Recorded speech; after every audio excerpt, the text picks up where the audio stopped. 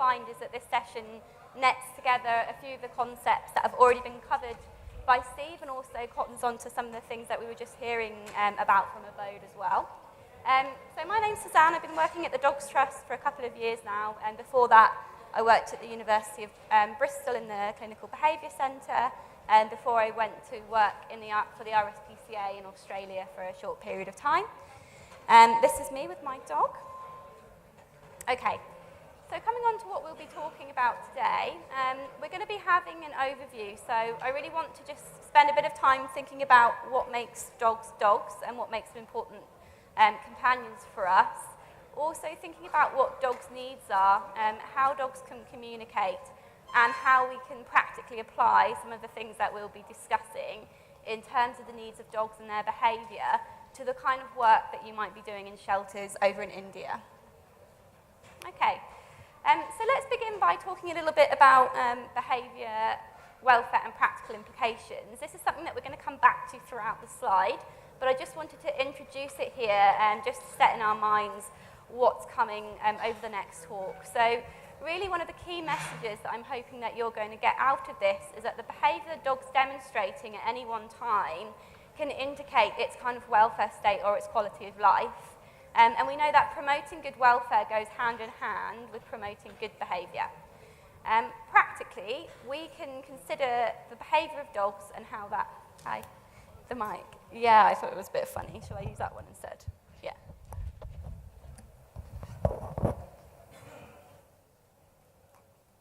That's you. I thought my voice sounded a bit peculiar. Okay, so hopefully you can all hear me a little bit clearer now. Is that okay? Okay, lovely. Brilliant, thank you. Okay, so practically we can consider how the behaviour of dogs, how they behave and how that can relate to their welfare in terms of the work that we might be doing with them, handling them on the streets, rescuing them, and providing first aid, shelter, care and rehoming. Okay, so let's start by just thinking a little bit about dogs and what we know about them. So one of the most fascinating things about dogs is that they're likely to be the first species of animal that was ever domesticated. So before we had farmed animals, and before we had any other kind of domesticated species, evidence suggests that the first species of animal we had was the dog. And that's likely to have been anywhere from around 15,000 years ago, evolving from the ancestors of today's grey wolves. So what we know about dogs today is that they're very sociable and they're extremely adaptable. They've got the ability to form cross-species bonds, so they can bond with not only other dogs but also people and other animals as well.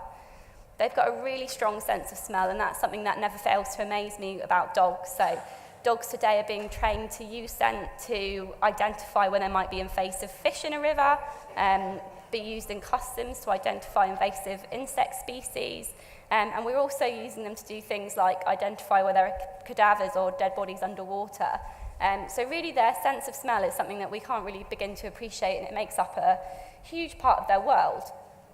Dogs have also got dichromatic vision, so they can't see reds, which is quite an interesting point to remember about them. And really one of the most important features about dogs is that they're opportunistic. So like I said, they're extremely adaptable, and they've been successful in adapting to a huge range of environments throughout the world.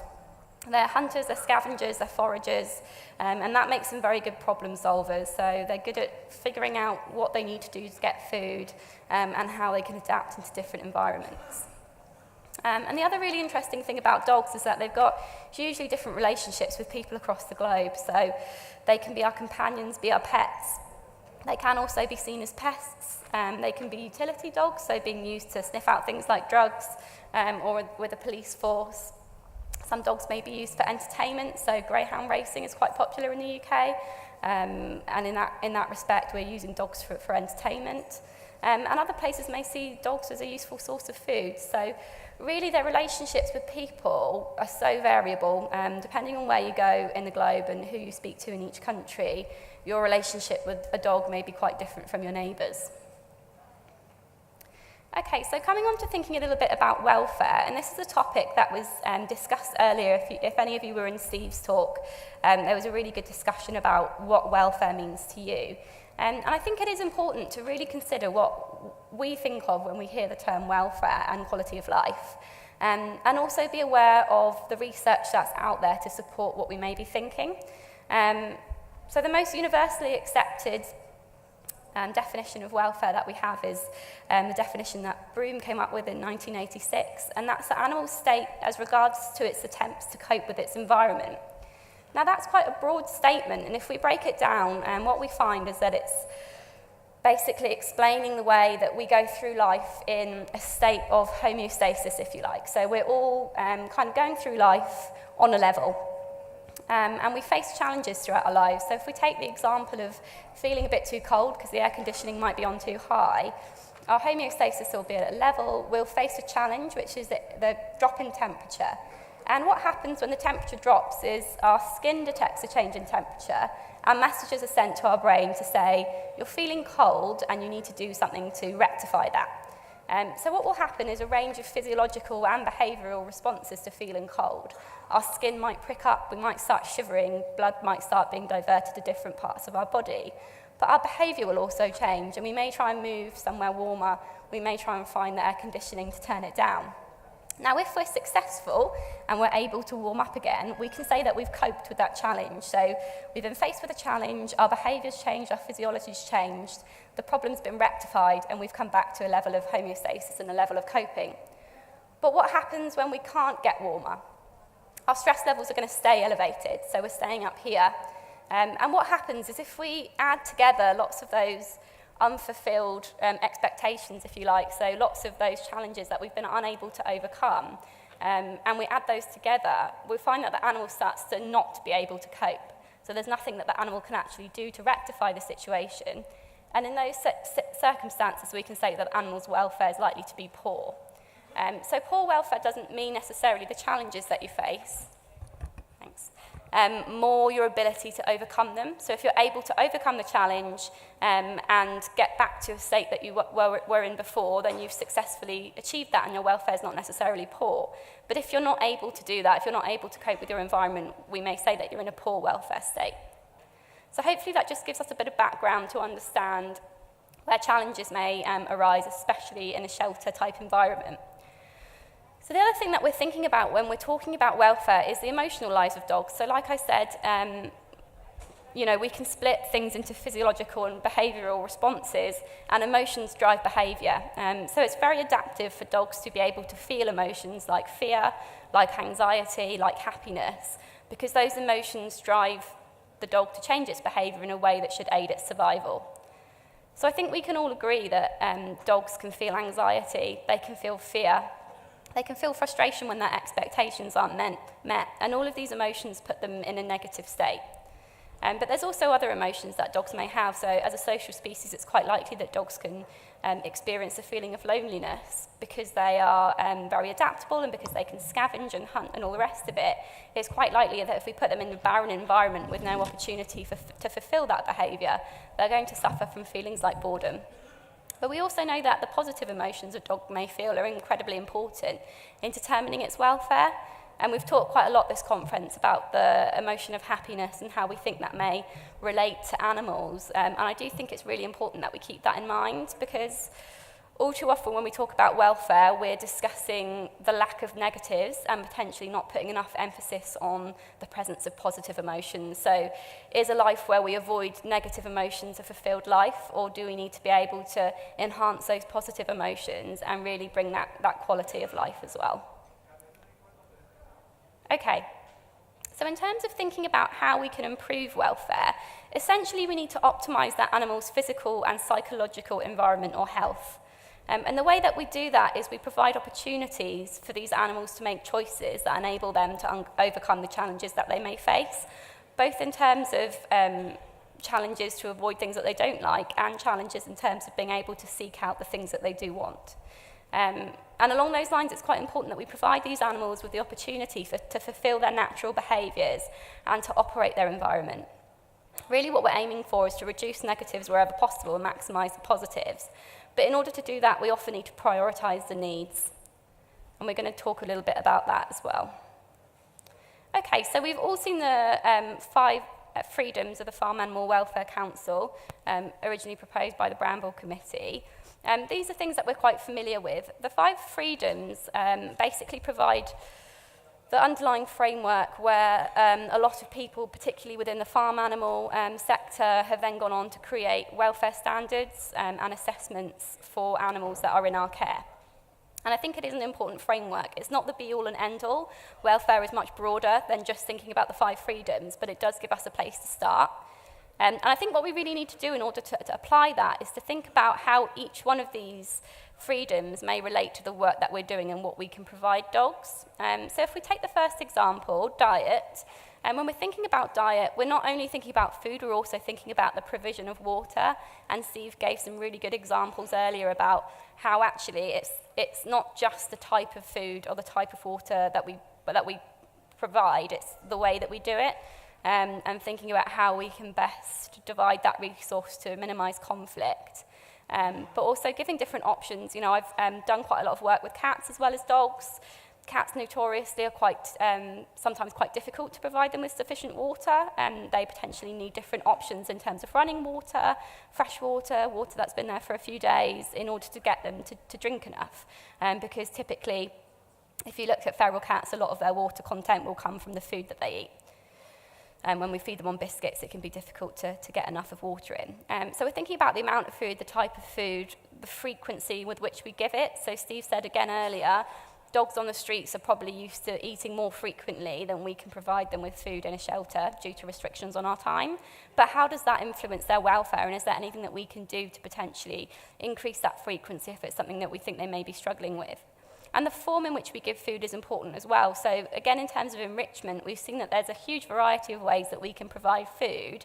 Instead of just chucking it onto the floor into a bowl, can we take that dog away and can we make the provision of food something quite enriching for them and make the best out of it? Okay, and then we come on to pain, injury, and disease. And again, obviously, that's addressed by good veterinary care. And like I both said earlier, hygiene is hugely important and can reduce a lot of the disease that we may come across when we're keeping dogs in confinement. The way that we handle dogs can obviously minimise pain, making sure that we handle them in a way that's pain-free. Also thinking about the equipment we may use, and I'm going to come on to talk a little bit more about that later. Their physical environment, so if they're in a kennel-type environment, are there sharp edges? Is there wire on the floor that they're going to get caught up on? But also their social environment. So aggression from other dogs obviously has a huge potential to cause injury. So we really need to be aware of the relationships that they have with the dogs that they live with and how we can do our best to reduce conflict wherever possible. Fear and distress. So really the two most important things I can think of here are the handling and the treatment by the people that care for the dogs, but also their interactions with other dogs. But there's other things that we can think about in terms of their environment. So noise has been already discussed today, and I think is hugely important. We all know what it's like to be in a room that is incredibly noisy, and when we're trying to get some rest. And I think sometimes we potentially don't give enough empathy to dogs that are in incredibly noisy environments and aren't used to that, and how that may be influencing their stress levels. Okay, and then we can think about discomfort. So again, one of the most important ones that I can think of is the temperature of the dog. So do they have the choice to be able to move themselves somewhere cooler, to move themselves somewhere to warm up? Are there different sorts of substrate that they could lie on? And like Steve said, his dog would choose to go and lay in a cool puddle. It might be that there's different types of surface in your kennel areas, some of them warmer than others, but I do think it's important to at least give that dog a little bit of choice in terms of its temperature. Things like shade, areas of shade and areas of sun.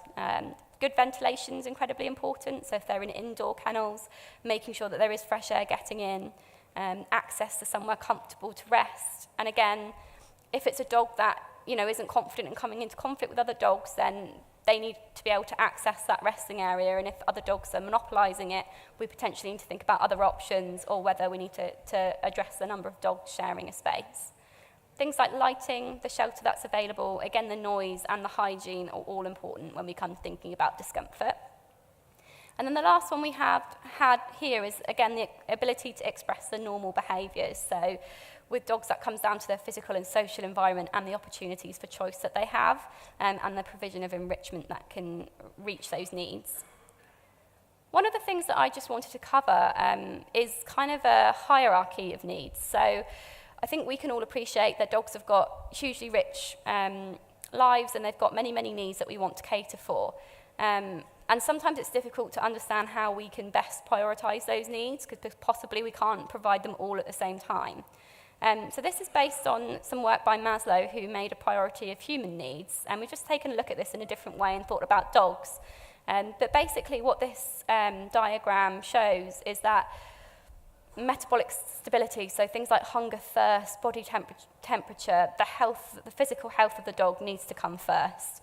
So we first need to prioritise our veterinary care and how we can make sure that these dogs are free from pain. We then need to be thinking about how safe the dogs feel. So do they feel like they're safe themselves? Do they feel like they have access to the resources that they need, food, water, shelter? Are they able to have that feeling of safety? And next we can think about, okay, how can we improve the social networks that you have? Can we get you to make friends? Can we make you feel included in certain social groups? And then as we go up to the tier, more resilience, so building that dog's confidence and its ability to cope with new situations and uncertainty. And right at the top, we've got problem solving for new issues that may come up and reaching their full cognitive potential. But the point of this diagram is that we can't hope to achieve the top tier if the bottom tier is not met. So we really need to be thinking about our priorities in terms of making sure that we are addressing the bottom tiers of the ladder before we can climb all the way to the top. Okay, so just a quick talk about health and behaviour here. We know that pain or disease can affect an animal's ability to behave as they normally would, and I think that's something that we can all understand. There's a couple of signs that I wanted to point out that dogs may show that could be particularly indicative of them being in pain or discomfort. So particularly any change in eating or drinking, sleeping or toileting habits. One characteristic behaviour of ill health is a dog that will take itself away from the group, become less active and almost shut down a little bit. So there's that lethargy and weakness, a heightened sensitivity to things going on around it. So you may have a dog that suddenly becomes very sensitive to noise where they weren't before. And you may find an emotional response, so either extreme emotional responses or a lack of emotional response. As I said earlier, a change in sleep patterns, dogs that become more anxious, more fearful, more frustrated, and aggression as well. So, aggression can be caused when an animal is in pain, and I think that's something that we really need to be aware of and cater to when we're caring for dogs. Okay, so how do we know if dogs are suffering? The first thing that we can do is observe their behaviour. So there's obviously going to be signs. If the dog has an open wound, we can make the assumption that they're going to be suffering there. But we can also observe their behaviour, and we're looking out for signs that are related to negative emotional states, so signs of fear, signs of anxiety or frustration, and pain. But we can also get to know our individual dogs over time, and this is where the staff that are with the dogs every day and the volunteers are of paramount importance, because they're the individuals that are going to say to you, actually, this dog's been sleeping a lot today and usually he'd be a lot more active, and maybe we need to take another look at him. Reduction or absence of these maintenance behaviours, so eating, drinking and toileting all come in here. Again, that dog just seems to be shutting down, decreasing its behaviours, the physical indicators we've already discussed. But we can also infer suffering based on research that we know that suggests that animals that are in pain are going to be suffering, and animals that are in barren or poor conditions are likely to be suffering. But again, we need to come back to that question: is good welfare simply the absence of suffering? So that brings me on to my next slide, which is what do dogs enjoy? So we've talked a lot about how can we provide for dogs in terms of reducing suffering. But how can we provide for dogs in terms of increasing happiness, basically? So making dogs happy, providing for their needs. And this is hugely individual, really, for different dogs, and it's something that Steve's already touched on in his enrichment talk. But, dogs may enjoy just having a relax with somebody there, away from the noise, away from the other dogs, just having some quiet time, not necessarily interacting with a person. They may just be there while the dog gets some quiet time to be in a different environment. You may have a dog that's really active, and when he gets out of his kennel, he just wants to run around and play. You may get dogs that are very engaged with training, and they'd like to learn from people using treats about how to perform different behaviours in order to get those treats. Some dogs really enjoy tugging with toys, searching for things. They may just enjoy a calm stroke. Other dogs will enjoy digging or swimming. But like I said, it's very individual, and we can't force a dog that doesn't like to dig a hole. So it really is about knowing the individual dog and knowing what their likes are. I'm really doing our best to provide them with at least one thing that they enjoy doing every day. And that's something that I try and encourage people at Dogs Trust to do. So know your dog, and let's try and provide one thing that this dog enjoys every day. So it's at least getting something that makes it happy every day. Okay, so I'm going to come on now to talking a little bit more about learning and behaviour. And this part of the presentation is really aimed at kind of creating an awareness about how the dog's behaviour, as you see it, is a result of its learning and how we can prevent problems from developing. So dogs, just like people, are always learning about what the good things there are in life and what the bad things are in life. They're learning about what predicts those things, and they're learning about how they can get them or how they can avoid them. So with this framework in mind, we can understand why dogs behave the way that they do and what we can do to help change their behaviour using reward-based methods. So this is a picture of my dog on my kitchen table. Does anyone know why my dog's on the kitchen table? The hint's in the picture. It's pretty cold in England. This is the middle of winter, and there's a nice sunbeam on my kitchen table there. So I've gone away, gone to the bathroom or something, come back, and my dog's settled himself on my dining room table where there's a patch of sun. So, you know, I can understand exactly why my dog's made that choice. And if I want to teach him not to rest on my kitchen table, that will be quite easy for me to do if I can provide him with a better alternative. I don't need to punish him for doing that. I don't need to tell him he's a bad dog. I just need to provide him with a better alternative, and then I need to reward him for doing that choice. So I need to make something more rewarding than my table, because at the moment for him, my table is the best place to be. Okay, so the way that we can understand behaviours like this developing are basically through either attainment or avoidance. So those good things that dogs like, they're going to learn what to do in order to get those things. And the things that they like really could vary. So it could be that they want social contact. It could be that they want to get food. And there's something in the environment that they want to get to. They want to get to different smells to investigate. They want to get to something that's more enriching. And they want to get our attention or the attention of other dogs. But their behaviours in this context are basically seeking type behaviours. So the reason that my dog got up on the kitchen table is because he was seeking warmth and maybe a bit of height. The reason that this dog is jumping up at this lady in this context is because he wants to say hello. Dog could be jumping up for different reasons, but we're going to say in this context it's because he wants to say hello. And the dog that's pulling on the lead over there is pulling because he's seen a squirrel and he really wants to get to it. So we can understand why those dogs are showing those behaviours. And the same is going to be true of our avoidance behaviours. So this is behaving in a way to avoid something that the dog doesn't like, or more typically that they're scared of. So when the dog is worried about something or it wants to avoid something, its options are generally fairly limited. And obviously dogs can't speak to us. They can't say to us, I'm worried about this and I don't want it to happen. But they do have different strategies that they can choose to use. So more often than not, the first option that a dog will choose is to move away from the threat. So take themselves away from the situation, and then, you know, it's successful, the dog moves away, the threat doesn't follow them, and therefore they're more likely to do that strategy again next time. Dogs, having developed as a very social species, are very good at what we would call appeasement behaviors. Previously, these have been referred to as submissive behaviors. So those are typically a dog trying to diffuse a social threat by showing you that they are maybe a little bit pathetic, maybe they cower, they roll over on their backs, they tuck their heads down. They're trying to say to you, I'm really small and unthreatening, I'm just a puppy, you know, please don't hurt me.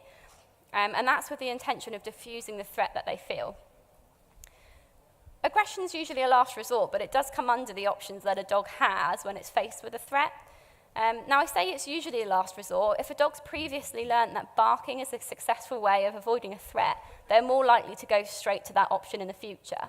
So if you're faced with a dog that quite confidently starts barking as soon as it sees you, that dog has had a learning history which has taught it that that's the most effective strategy to use. So as an example, if I was quite terrified of public speaking, and I'm not the most confident public speaker, but let's say I'm a lot more scared than I currently am, but Vada's really forced me to come up here and give you a talk, I might get to the top of the podium, feel absolutely terrified, and my first response may be to hide behind this barrier or to try and walk out of the door. But people aren't very happy about that because they've come to sit down for my talk. So they block the door and they say, no, we really want you to do this talk, so will you please just, go up to the podium, you've got your slides, do the talk.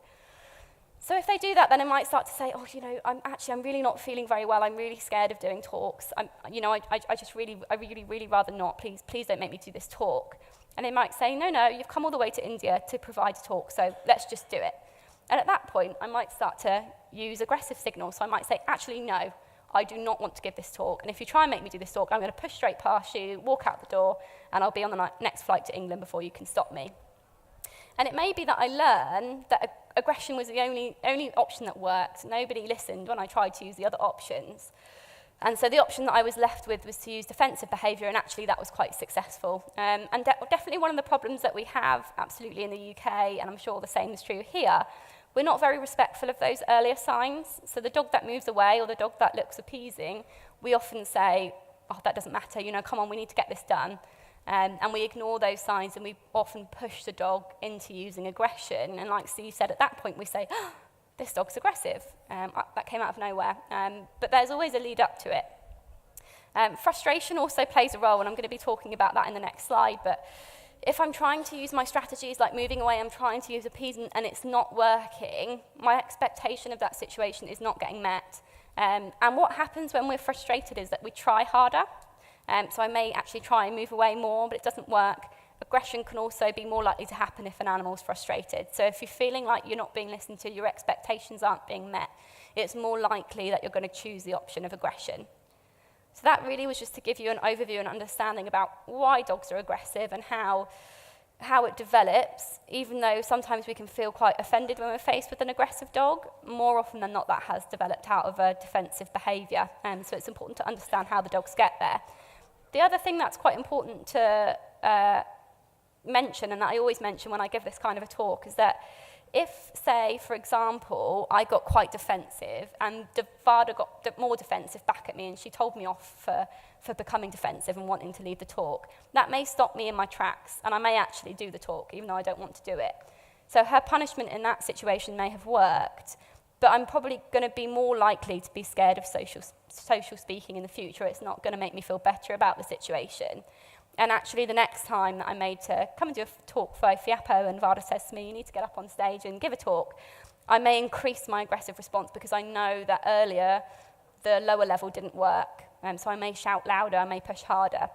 And this is something as a behaviourist we see develop in dogs. So a dog that growls and is punished for growling may learn not to growl, but instead the next time they get very threatened, they may go straight into a bite. So that's where often misinterpretations about why dogs are aggressive lead to strategies that are not only, what we wouldn't want in terms of welfare for the dog, but also increase the risk to people.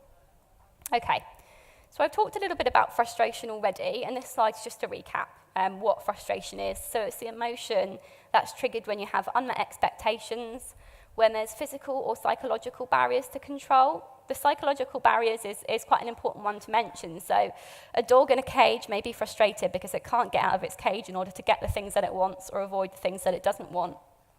But a dog may also have a psychological barrier. So if it's been told off for doing things in the past and it feels inhibited in those situations, it can feel frustrated because of that psychological inhibition.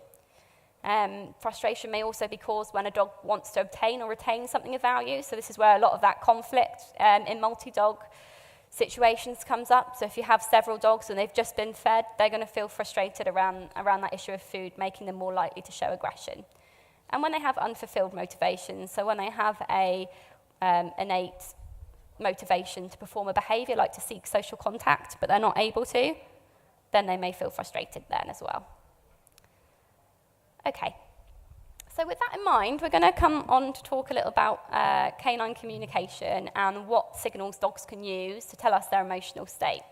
So dogs are great communicators. They can communicate by noise, so auditory, chemically by smell and visually.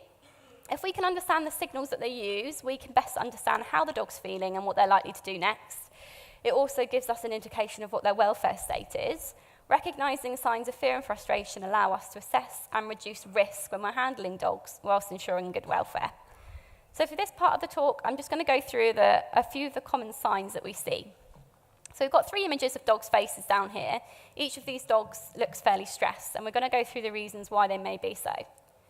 So the first thing that you'll notice is that the dogs probably have quite a tense muscle tone on their face. So you'll see on the Mastiff type dog here, you can start to see bits of his face pop out that you couldn't see before. So he may start to have a furrowed brow. You may start to see lines around the face come up where there weren't before. The ears may either be pinned back, like you can see in the dogs in these pictures. The ears may also stick forwards erect. The eyes are often a really good indicator, and we've had several people mention how if we look into the eyes of a dog or the eyes of an animal, we can see how they're feeling and we can feel connected with them. Dogs are no different, and a dog that is feeling fearful or frustrated, we can see a lot of that emotion portrayed in their eyes. So the first thing that happens is their pupils are likely to dilate, so the black part of their eye will get bigger. Often you can start to see the white part of the eye as their eyes open further. They may also keep their eyes shut quite tightly closed, and again, they may avoid eye contact with you, or they may be quite fixated and staring. And the difference is there between the ears that are held upright, the eyes that are direct and staring, is that those are potentially precursors to the dog starting to show defensive behaviour in a reaction to its fear. So it's starting to show signs that say, hey, I'm bigger and I'm willing to fight over this. You're making me feel threatened. The mouth is also a really good indicator. So often you get heavy panting, you may get salivating. Some really good signals that are easy to pick up are the dogs yawning or licking their lips. The more obvious one is a dog baring its teeth or wrinkling its muzzle. Dogs may puff out their cheeks, so you may get a dog that doesn't open its mouth, but you can see its lips move in and out as it puffs its cheeks. I don't know if you can make it out, but the black dog in the middle of this picture has kind of puffed out just the top part of his mouth, and he's having a very direct stare. This dog is showing kind of precursors to the fact that he may be aggressive if you continue to approach him, so he's started to show precursors of aggression, where the other dogs are looking quite stressed but not yet saying that they're maybe likely to be aggressive. We can also look at the body posture of the dog. So again, muscles are likely to be tense. The dog may freeze where it just stops showing any behaviour for a few moments. The hackles may go up. You may get trembling. You can see the dog down in the middle, his front paws raised up in the air. And the weight's quite important as well. So you may get a dog that's holding its weight back and leaning away from you, or you may get the dog that's holding all of his weight forwards, again as a precursor to aggression, rigid and upright. Rolling onto the back with a stiff body posture, exposing the belly and raising one hind leg, like the dog in this image, that's often the ultimate sign of appeasement, and that in the UK often gets confused with a dog that wants his belly rubbed.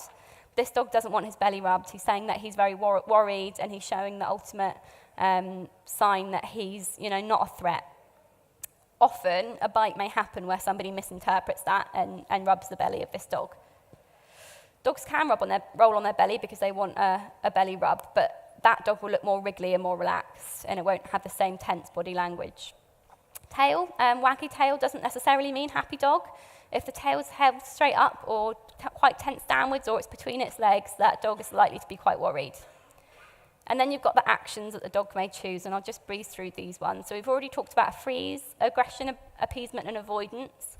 We may get what we call displacement, so that's when the dog just starts doing something else that doesn't really seem to make sense.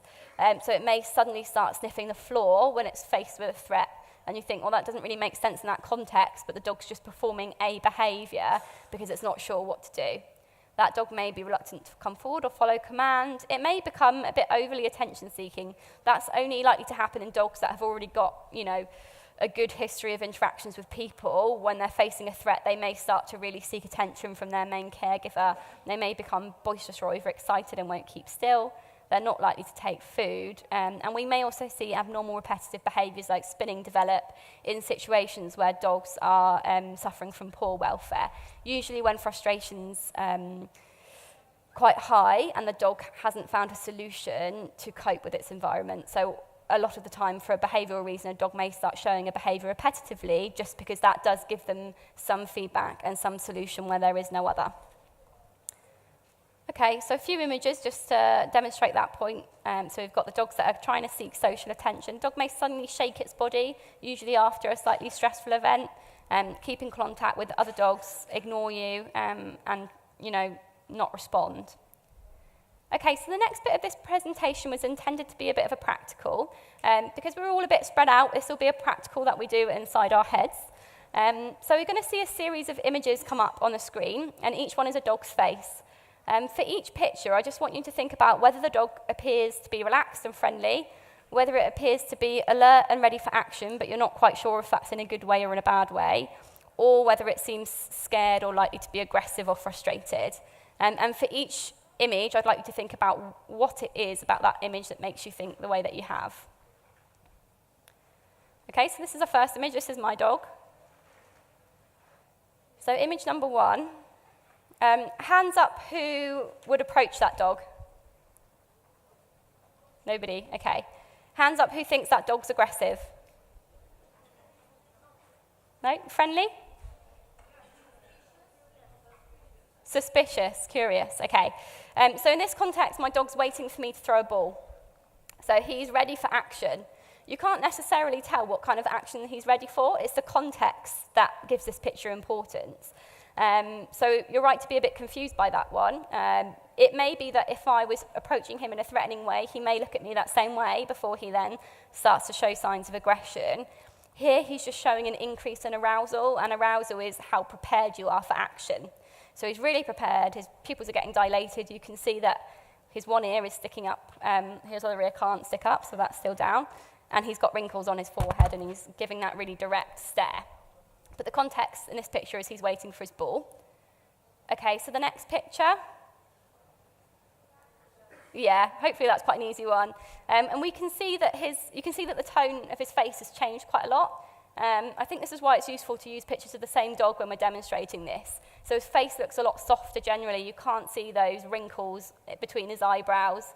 His eyes have really opened up. His mouth's opened up in kind of a semi-wide position, and you can see that the edges are slightly turned up. It almost looks like he's smiling. So he's relaxing in the sun on his walk. How about this one? Yeah, he's quite scared in this one. Yeah. Would you approach him? No. So he's quite worried in that picture. He's worried about the camera. When we first got him, he was quite worried about the camera being pointed at him, so he had looked quite happy. And then we pointed at the camera at him, and he wasn't so happy anymore. So you can see his ears are pinned back. His head has been lowered. You can see his eyes. They're kind of keeping an eye on you, but his whole head's lowered, and he's staring quite directly. He's not very happy. Okay. But it's quite nice just to put those 3 images together and look at how the same dog can look incredibly different depending on the context. So these pictures, I don't know the context behind these pictures because they're not my dog, but they are all from the dog's trust. So this first image, how many think that this dog is stressed? Yeah, so I would say that this one is quite stressed. You can see that the eyes are very wide. It's a black and white picture, so it's not so easy to see, but you can just about make out the white parts of his eye at the edges. The ears look quite tense, so it doesn't look like a relaxed position for his ears to be in.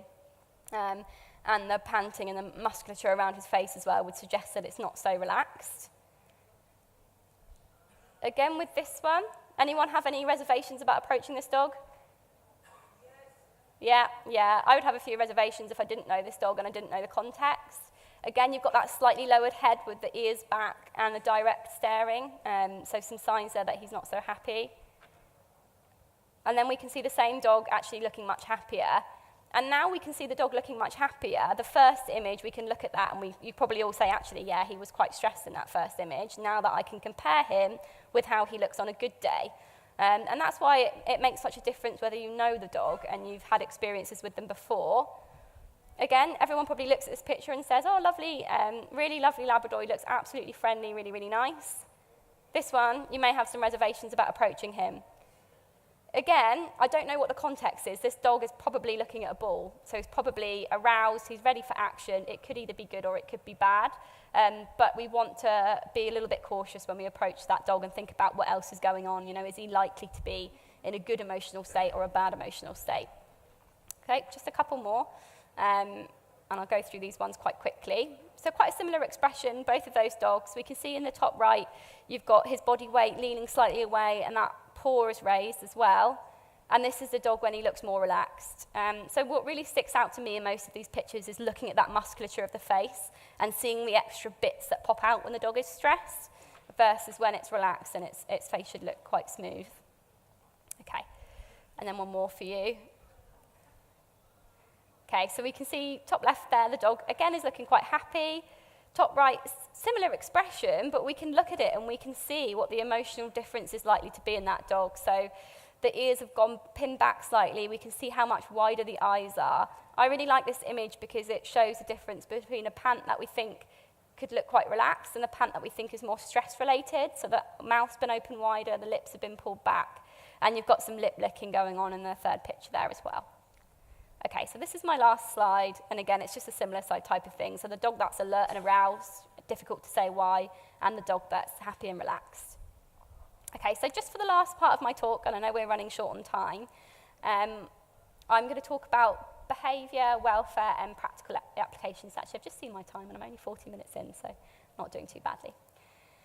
Okay, so we've talked a little bit about emotions in dogs. So what emotions do they have that drive behaviour? Why do they have those emotions? You know, why do dogs feel things?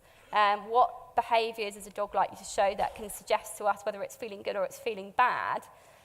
Again, this is just a recap that the behaviour the dog demonstrating does indicate its welfare state. So we can look at a dog, especially we can look at a dog several times a day or day after day, and we can make assumptions about whether that dog is improving in terms of its welfare or it's getting worse. That needs to come hand in hand with things like physical health. But we know that promoting good welfare often does go hand in hand with promoting good behaviour. And practically, we can consider that in terms of rescue, handling, first aid, shelter care, and rehoming. So I'm going to go through a few of those examples in a bit more detail with you in the time that we've got left. Okay, so firstly, rescue, handling, and first aid. And really, this slide relates to going out to dogs on the street and making that first interaction with them and how we can handle them in the least stressful way. And luckily, you know, this has already been summarised quite nicely by Steve, and then again, Abode also alluded to a few of the things that I'm going to talk about now. So the first thing that we need to do is we need to stop and look. We need to assess the behaviour of the dog before we approach it. If there's people around that know that dog, we can ask them, hey, what's that dog normally like with people? You know, if there's someone on the street that has a shop there and that knows a dog a bit better, it is worth asking, you know, how are they normally with people? Have you interacted with this dog before? Really, the key take-home message is use a minimal level of force required to achieve your goal. If you scare the dog, it might increase the risk of aggression, but also what we know is that that first interaction that you have with a dog is hugely important. And like Steve said, it's something that we've been learning about at Dogs Trust, and we've started to put lots of resource in how we can best train those people that are on the ground and first receive dogs into our care to ensure that that first experience is as positive as it can be. If the dog appears aggressive, but the handling is essential, the most important word here is plan. So you need to be able to plan the best strategy to minimise stress whilst ensuring safety, considering the equipment used, and always to consider that the dog is constantly learning. It's not only learning when we train it, it's always learning. And the key to preventing problems with the behaviour of that dog is to identify anxiety and fear and optimise your handling techniques to improve the animal's experience. We want to aim to reduce fear and prevent the development of problems. Okay, so I couldn't talk about the whole of handling, so I've just gone into a bit of detail about how to first approach a dog. This is a dog that, you know, isn't barking at you across the street. It's a dog that you've seen across the street and you think, okay, this dog looks safe to walk up to and try and interact with. When you get to the point of interacting with that dog, you need to make sure, and this counts for dogs in shelters or home dogs too, we need to make sure that we avoid doing what's being demonstrated here. And Steve talked about appropriate ways to greet people for dogs. Their most important sense is their smell. So I often say to owners, if I go straight to pat a dog's head when he's come over to sniff me, that's not very polite. A dog coming to sniff you is like a person looking at you. So he's not sniffing you because he wants to be petted. He's sniffing at you because he wants to get information about you. So if I were to look at somebody across the room and they instantly ran over to me and wanted to shake my hand and put their arms around me, I might feel a bit taken aback by that, and I might want to avoid looking at people in the future. And dogs are the same. So that initial sniffing that a dog does, that we often take as a dog wanting physical contact, is a dog looking at you? It's a dog getting more information about you. That dog may sniff you and then decide, okay, I've got some information, I want to move away. They might sniff you and then they might say, hey, I've got some information about you and now I want to say hello. But it's important to give them that time. It's important to avoid leaning over dogs, staring at them face on or invading their space. Hands going over the top of the head is, a conversation that we have again and again with children in schools. We've got our education program who go out and try to educate children on a safe way of interacting with a dog. I know a lot of you run education programs for children in your local areas as well. And I think this is a really important message. Children are the most likely to get bitten. So if we can teach them how to say hello to dogs safely, it really does help reduce that. So what should we do instead? Ignore them. Just let them smell you. Let them get to know you without putting your hands on them. Avoid direct eye contact. So you can see in this picture, this lady's standing side on, so she's not showing any threatening behaviour towards this dog. Allow them to approach you if it's safe to do so. You can use calm vocal encouragement and food if it's safe to do so. If you're in a group of dogs, using food may not be appropriate. You want to keep your movements smooth and relaxed. The animal might be quite worried by fast or jumpy movements. So a good example was, if the dog seemed quite friendly, I've approached it on the street, it seems okay, it's come to sniff me, I've been able to give it a bit of a scratch on the leg, and now I want to put a slip lead over it. I wouldn't suddenly get my slip lead out and chuck it over the dog. I'd get the slip lead slowly, I'd very smoothly move it so that the dog didn't suddenly panic about my sudden movement. So everything needs to be done smoothly and slowly and introduced gradually. Saving a little bit of time when you're first interacting with a dog will be a good investment in the future work that you put in with them. Okay, so some general take-home messages. Avoid handling or training methods that aim to inhibit the behaviour or rely on fear or discomfort. Use positive reward-based methods to build positive relationships and shape desirable behaviours. Reward-based methods is, praising the dog when it's done the right thing, giving it a treat for the right behaviour, giving it something that it likes to make that behaviour more likely to happen again, instead of adding something that the dog doesn't like to try and inhibit the behaviour. And I don't need to tell you guys, show compassion at all times. Aggression is often caused by pain or fear, and it can be reduced with the right handling techniques. Okay, so we're just going to spend a little bit of time thinking about equipment. And I know it's something that's been mentioned in several talks already. We do have a plethora of equipment that's available to us that we may use when we want to catch dogs or when we want to provide treatment to them. And those can range from, rope slip leads, towels, catch poles, nets, physical barriers, almost like pig barriers that we can move dogs around with, cages. A bite stick is a stick that you would put into the dog's mouth if it was biting someone to then leverage their mouth open, different types of muzzles, and these plastic cones or Elizabethan collars. Now, again, the message with equipment is use the least force necessary to achieve your goal. So like Abode said, if you can have one person and a muzzle treat a dog, have one person with a muzzle treat the dog. If you don't think that's going to be successful, you need to increase the equipment that you use, or you need to increase your handling technique. The key, if it's going to be stressful and you have to do it, is do it quickly and try and make it least stressful as possible. So often using a towel or something to put over the dog's face. Definitely in terms of slip lead, so you can see that image there of the top of the dog with a rope slip lead. You'll notice that there's a bit of string attached to that ring pull. This is so that if you catch a dog and you don't want to get your hands near it to take the slip lead off, you can pull the piece of string and the slip lead will automatically be loosened so that you don't need to then get your hands in with the dog again. I know a few places across India and from Steve's experience that have used, and some of you might have seen them before, wire slip leads. So pieces of wire that act as a slip lead instead of a rope. That kind of equipment we definitely want to avoid at all costs because it's likely to cause the dog pain, and if the dog's in pain, its instant reaction is likely to be aggression. So we want to try and reduce that as much as possible and use alternatives that are more welfare friendly. Okay. I think one other thing that we often forget about in between is how we transport dogs. So how are we getting the dog from the street into our shelter? How are we getting them in and out of the transport? How much space do they have? How are they restrained? What's the temperature? How long are they in there? What material are they on and how safe are they? I think this is really important, especially when we're taking dogs from, lots of different social groups, dogs from a wide area that aren't familiar with each other, and we're putting them together on transport. We're not there to see what happens in between. I do think that we need to think about how we're transporting dogs. There's some nice research that's shown that just providing some towels at the bottom of their transport cages can really reduce stress in transported greyhounds. And temperature obviously is really important as well, so making sure we're well ventilated. So it's just something to consider how you're transporting them. And a little recap for the work that we did in shelters. I think we covered this really when we talked about the 5 freedoms, but the main areas to consider are the health care of the dogs, the diet that they're getting, the hygiene, whether they have shelter from the sun and the rain, resting areas, the social environment and their enrichment. But really it comes down to choice and their ability to respond in a way to overcome challenges that they may face. So if the dog has a choice to move somewhere slightly cooler, it's really going to help. Likewise, the different challenges they may come across, really the key is giving them that choice wherever we can. Okay, so I was asked to talk a little bit about moving dogs from the shelter into homes, and this is something that Steve touched on in his adoptions talk.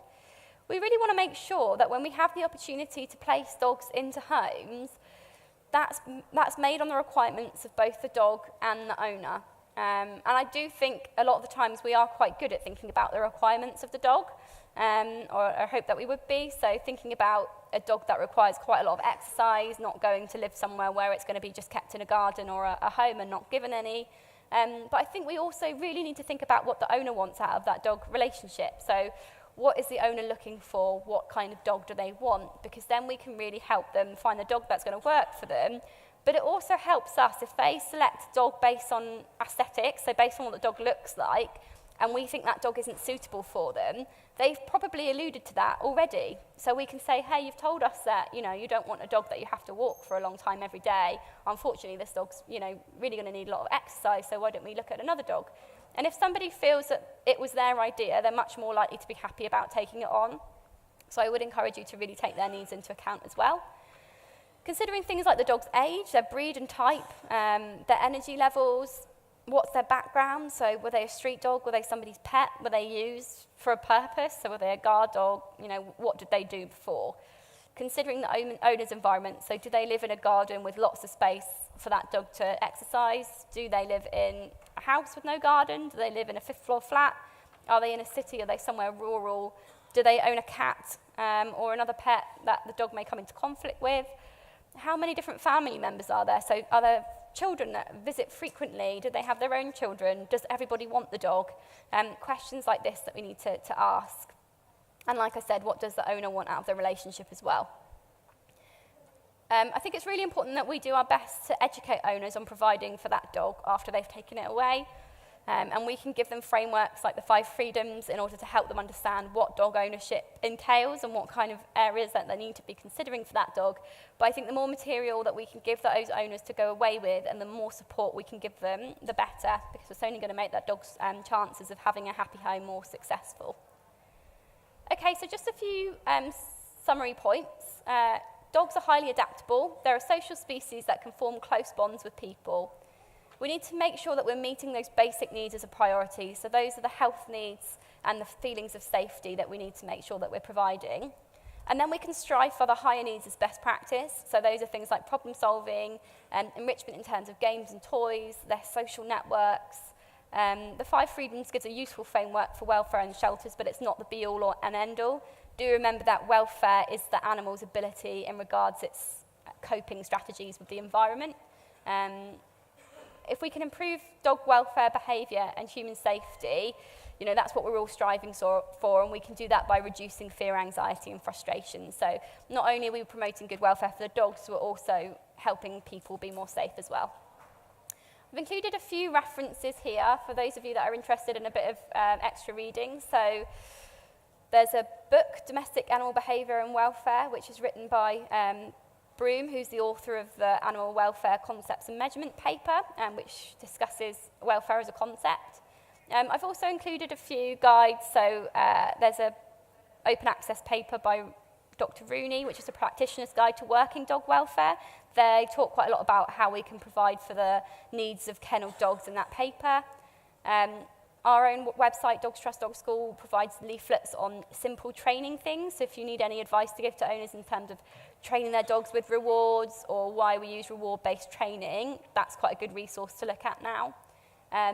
I've also included a reference on guide for handling dogs. So those of you interested in learning a bit more about handling dogs, there's an open access National Dog Warden Association guide there. And we've got the RSPCA guide for kenneling seized dogs, which again goes over some of those recommendations in terms of welfare. Excellent, thank you for listening. Are there any questions? We've got time for questions.